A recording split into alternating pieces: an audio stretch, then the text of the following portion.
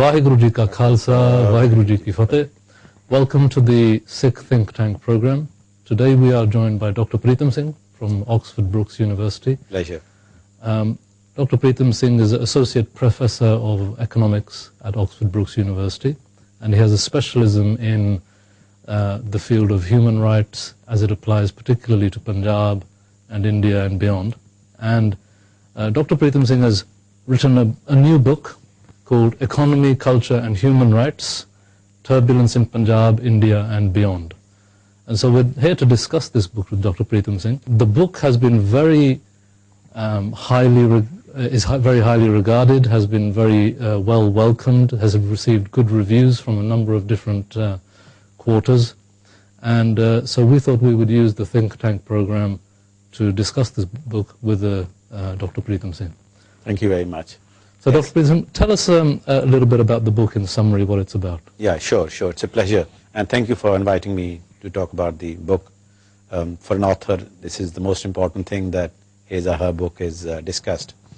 Well, this book is a culmination of my long-term interest in human rights and my research into this area. And I've written papers at different points of time. But about 2-3 years back, I thought that I need to consolidate them and make them kind of coherent into a larger work. And I had a particular angle how I look at human rights, which I wanted to articulate. And partly as an academic, as teaching of economics and business in the faculty of business, I have also come across how human rights are looked at from the viewpoint of business and economics. And of course, being born in Punjab and having seen violations of human rights on a long-term basis, I also wanted to reflect on that practice. So it's a combination of theory and practice, theory of human rights and the actual practice of human rights.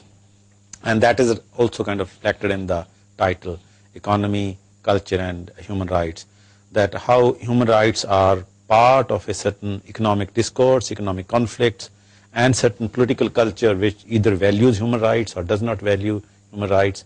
And it says India, Punjab and beyond. The meaning of the beyond is that many of the issues which are discussed in the book, they have a universal application.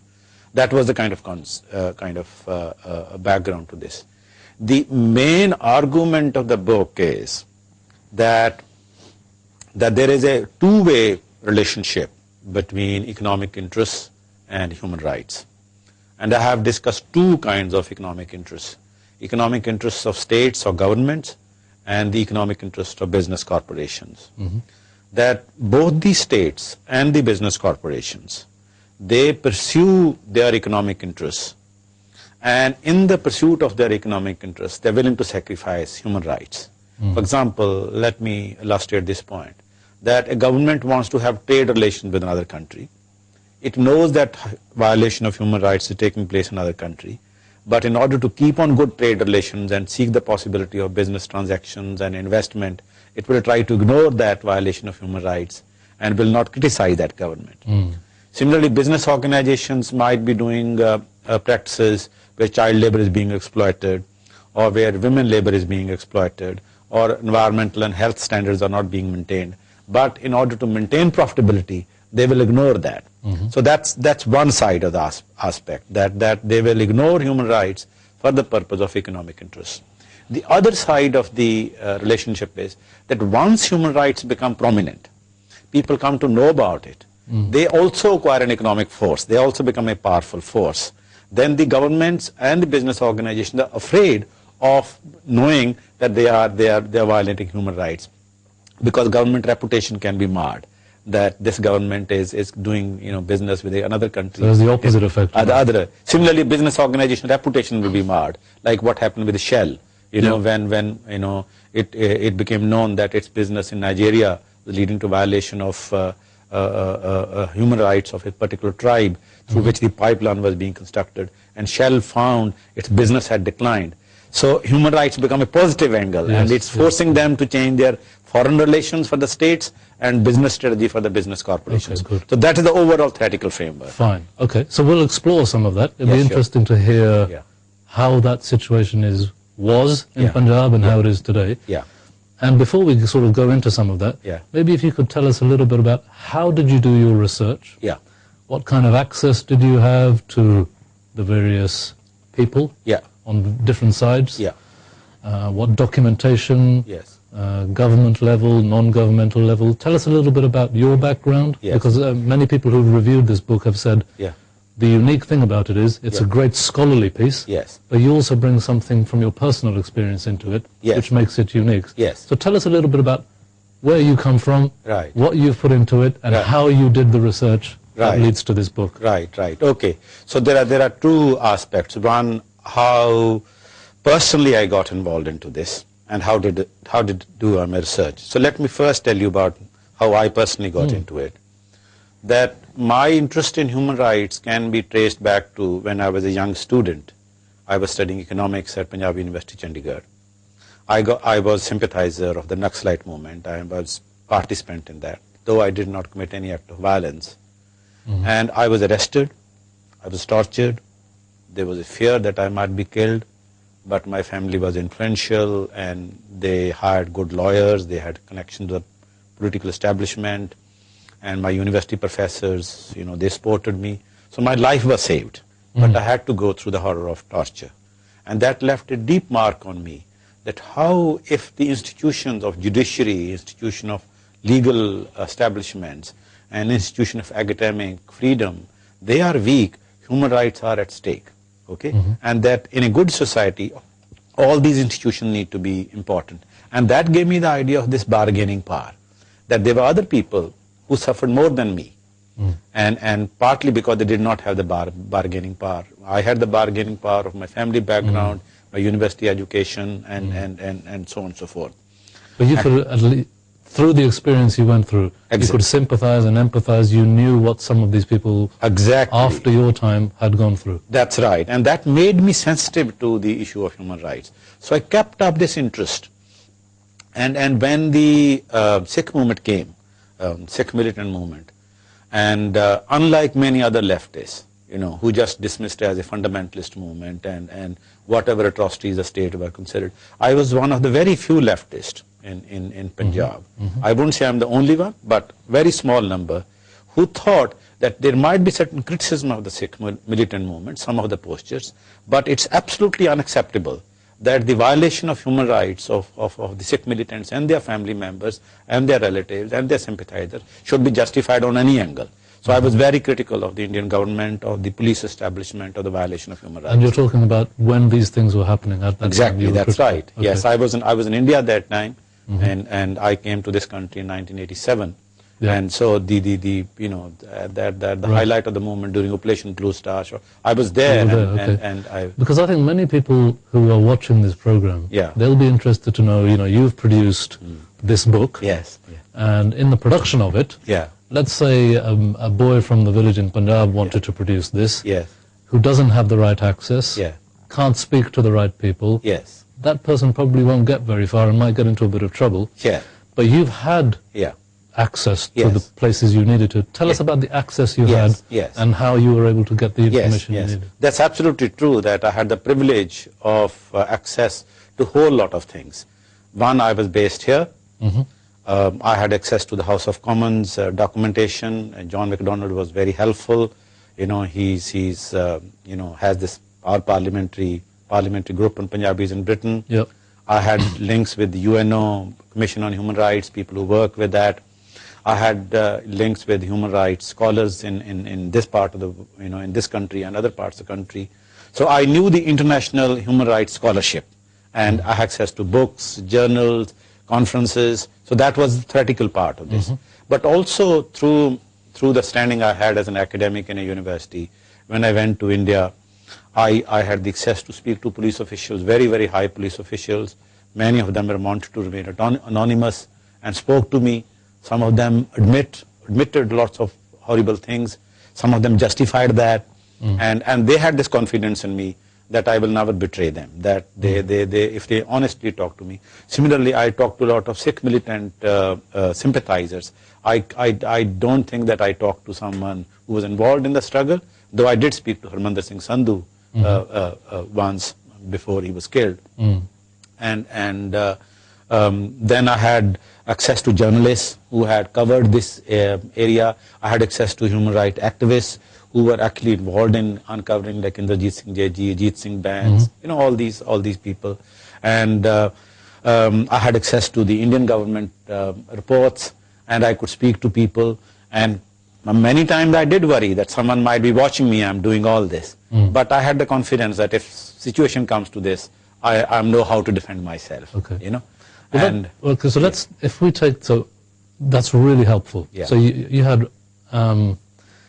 maybe it's not an exaggeration to say, you had unprecedented access to all the different areas that to produce something like this. Yes. Because I'm not aware of anybody who's produced anything like this, particularly with the access that you had. Yeah. Let's just very slightly dwell a little bit on that. So when you spoke to Punjab police, senior officials, here we are now getting on for nearly 30 years after 1984, getting on for several years after the end of militancy. Today, what's the general view of senior police officers in Punjab around human rights? Well, I think there are three currents, I can identify.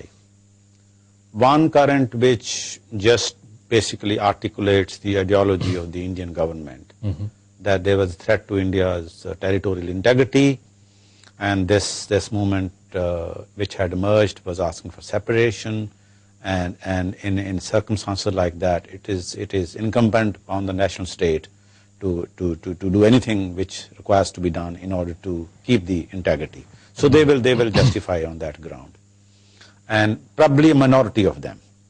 A large number of these police officials who will justify what happened, they will justify that some of the Sikh militants were committing horrible atrocities.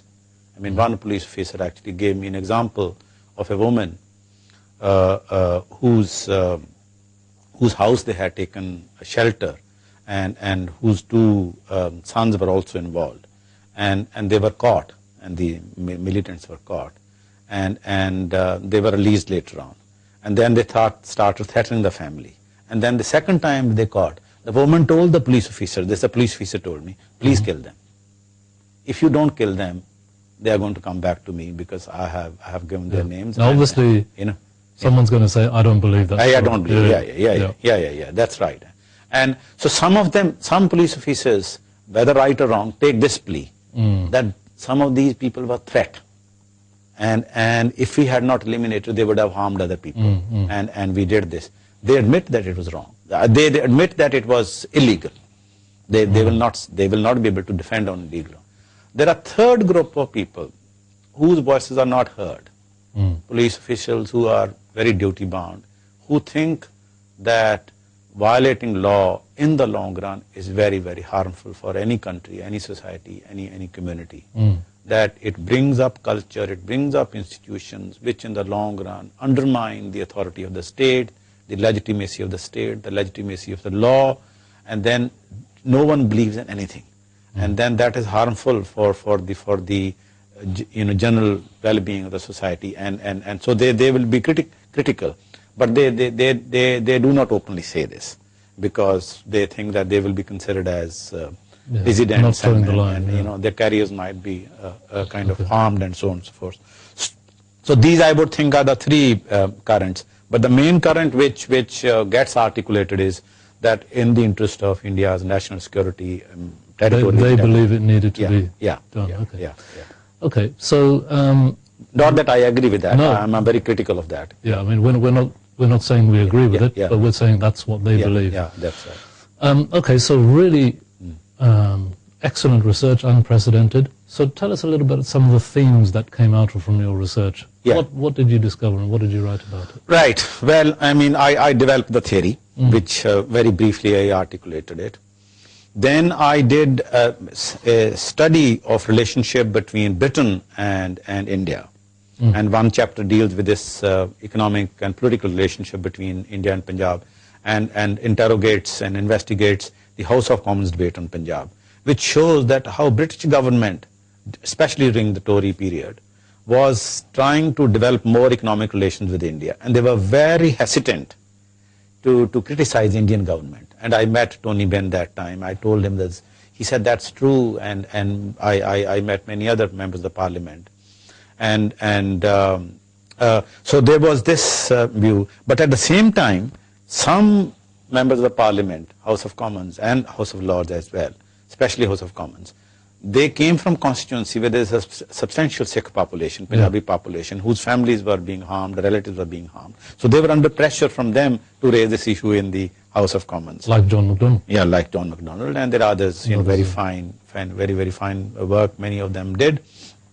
And so they will raise question in the parliament. So the British government had to kind of, navigate between these two opposite currents, trying to please the Indian authorities, not to criticize them, and not to have this allegation that you are interfering our internal affairs, but also not to, let internal rebellion emerge here, and to respond to that. They would say that, we will pressurize the Indian government. So I did a detailed study of this, and I provided all the data, statistics, on that.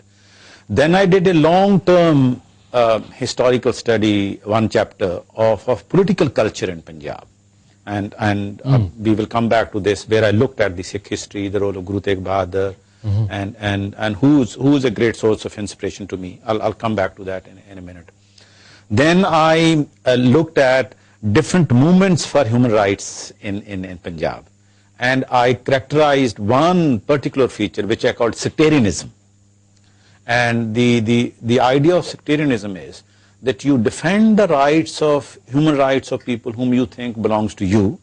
When I say belongs to you, doesn't mean that they belong to your family, that they might belong to the political group you belong to, political tendency which you belong to, but you ignore the human rights violation of those whom do not relate to you. And I found that this sectarianism was widespread, and this sectarianism was harming the human rights movement. So I investigated that in a great detail. Then another chapter, which is quite unorthodox chapter, which I looked at the role of religion and left. And I did a study that religion is a double-edged weapon. That on one hand, religion makes people believe that whatever is being done, it's God's will. So you don't question anything wrong which is being done.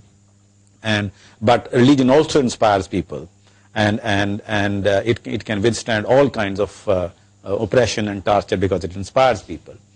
And the left, many of them who do not believe in religion, but are now some of them are becoming more open, because there is a liberation theology in Latin America especially, where many of the priests have actually taken a lead role in exposing violation of human rights. And I came to the conclusion, in the context of Punjab and India, that the religion and religious people and the left people might differ on many other grounds, but this is one ground they should come together. Human rights. Human rights. That they should defend the human rights of everyone, not only of their own group or of their own political affiliation or of their own community, that in general there should be a respect for human rights. They should defend institutions which strengthen human rights. So tell us a little bit more about that. How did that tension resolve itself between the trade interests of the government in the UK and the constituency interests of the people who were Sikh? I think that the Sri Lankan parallel may be the one way we might take up to illustrate this point, that how governments keep their economic interests principally in mind in developing diplomatic and trade relations with another country, and they're willing to sacrifice human rights, but they also come under pressure of other lobbying institutions. Now let's take the example of Sri Lanka. Sri Lanka, enormous amount of violation of human rights have taken place with the Tamil people. Unspeakable terror, which was unleashed against the Tamil people in Sri Lanka. And the Indian government also was caught up into this, that the Indian government did not want to criticize the Sri Lankan government, because it knew that if it criticized the Sri Lankan government, then the Indian government is opening itself to being criticized by other governments. So it did not want to criticize, it wanted to keep neutral stance. But at the same time, there's a very powerful Tamil community in India, especially in Tamil Nadu, with Tamil parties control, whichever it may be DMK or ADMK, it's the Tamil parties who control political power. They felt a sense of solidarity with the Tamil people in Sri Lanka.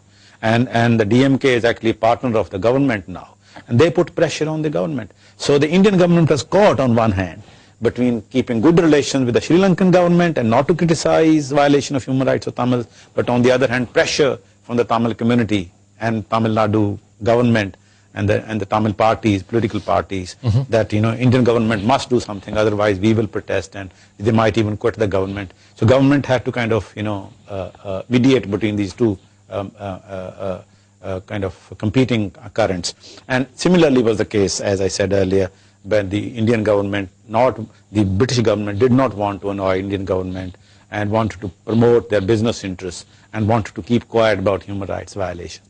At the same time, there was Sikh community, and not only Sikh community, human rights activists. They are global organization, Amnesty International, Human Rights Watch, whose credentials cannot be questioned. These are organizations which have established themselves not because they are aligned with one community or the other. These are organizations which believe in the intrinsic worth of human rights, okay? And that human rights are good in themselves. Whatever use you might make of them is a different thing, but they are good in themselves for a good society. And so they also put the pressure, and they bring these things into light. And governments come under criticism at UN level. There's a UN Commission on Human Rights which monitors on an annual basis.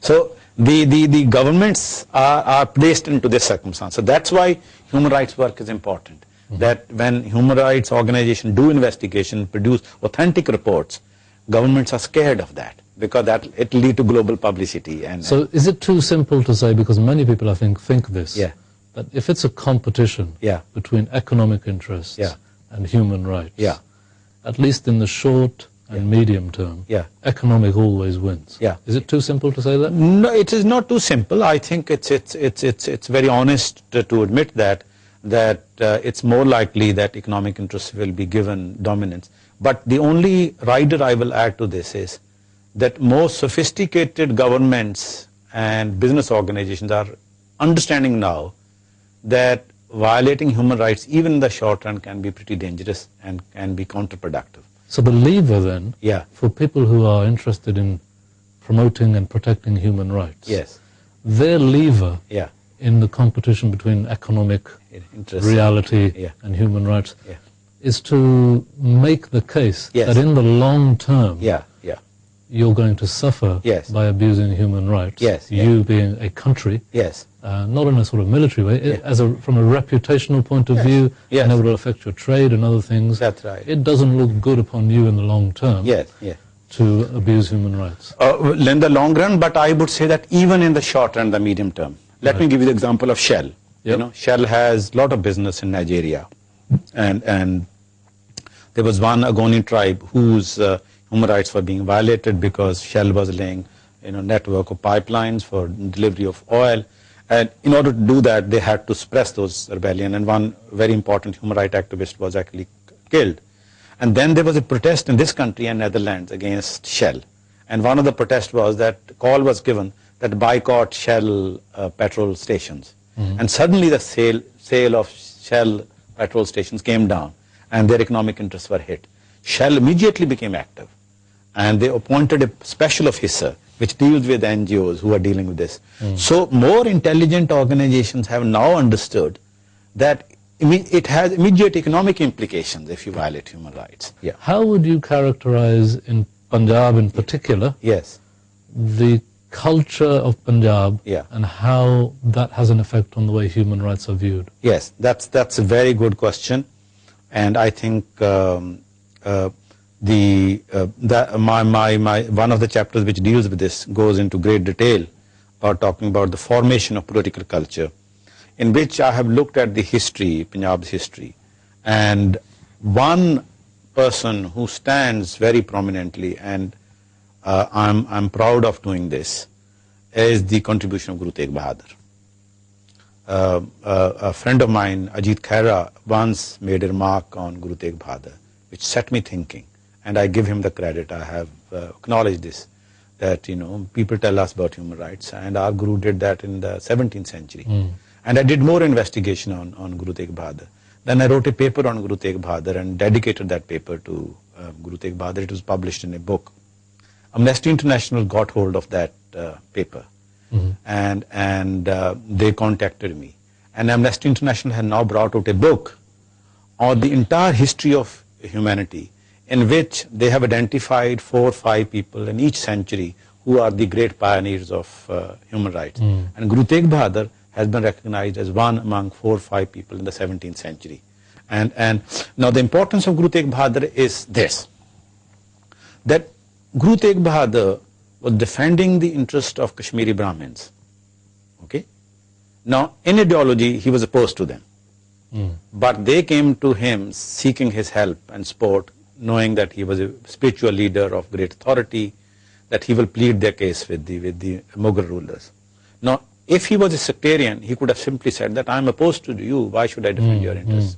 But he went beyond that. Despite ideologically being opposed to them, he defended their interest and paid with his own life.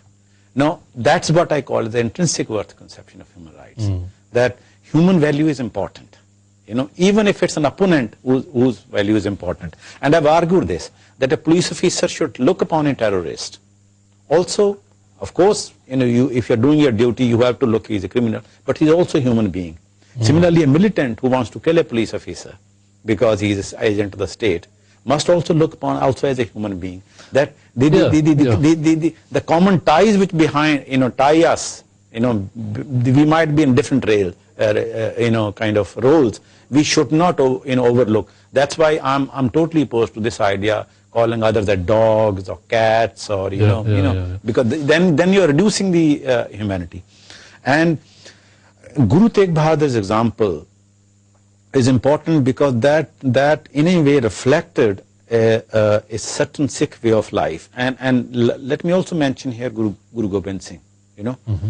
And now Guru Gobind Singh is one among global history whose sacrifices are enormous. His father died, mother died, 4 children died. But there is not even one instance in Guru Gobind Singh's life where he attacked innocent Muslims. His fight was with the Mughal rulers, but there is not even one instance. No historian has been able to show even a remote instance that revenge should be taken against the innocent Muslims. And that's partly my criticism of many of the Sikh militants also, that they forgot this message when they attacked innocent Hindus, whether they're bus passengers or other people, that they had conflict with the Indian government, it's perfectly fine, in a battle you do this. But people who are not involved, people who are unarmed, to kill them, I think was against this. So now that's partly one idea, but the idea of political culture is a larger one. The culture today in Punjab, because those people who were in the Punjab police, many of them were Sikh, weren't they? Those who were on the militant side were obviously Sikh as well. What's the difference in today's Punjabi culture and its regard for human rights versus those days? Well, I think we have to go a little bit back into history, and I would think that the British rule over India, where Sikhs were recruited into the British army on a large number, mainly because they believed that these are good fighters.